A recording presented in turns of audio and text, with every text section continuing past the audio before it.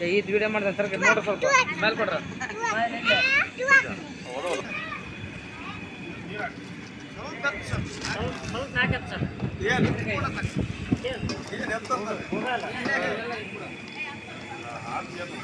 ಏನು ನಾವು ಮಾಡಿಸಿ ಕೆಲಸ ಹೋಗ್ತಿಯಲ್ಲ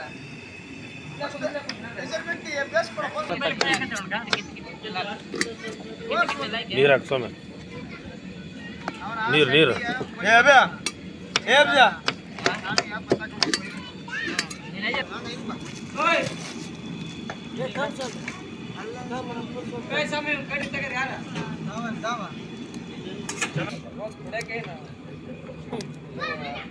ಐದು ಇನ್ನೊಂದು ಐತೆ